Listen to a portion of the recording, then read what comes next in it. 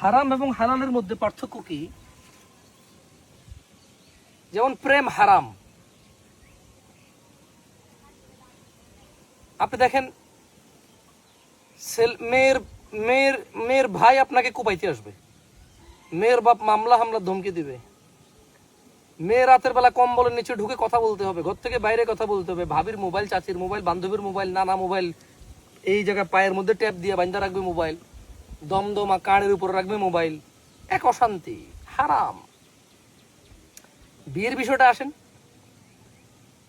মেয়ের বাবা মা আত্মীয় স্বজন সবাই টাকা খরচ করে, মানুষজন দাওয়াত দিয়ে ধুমধাম করে এলান করে ছেলে আসবে, বাড়ির সবাই উপস্থিত থাকবে, মেয়েকে সুন্দর করে সাজিয়ে গুজিয়ে দিয়ে নিজেরা ছেলের গাড়িতে তুলে দেবে, ছেলের সাথে কোলাকুলি করবে, আত্মীয় স্বজন এসে বলবে খেয়াল রাখতে।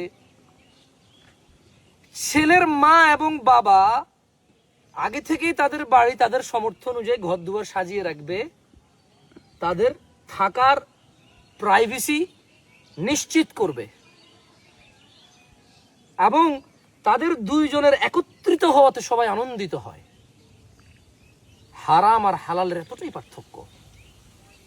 হারাম পৃথিবীতে যদি এত ডিফিকাল্ট হয়, তাহলে আখিরাতে কিয়ামতে এর কি ভয়াবহ শাস্তি থাকতে পারে কল্পনা করে দেখুন।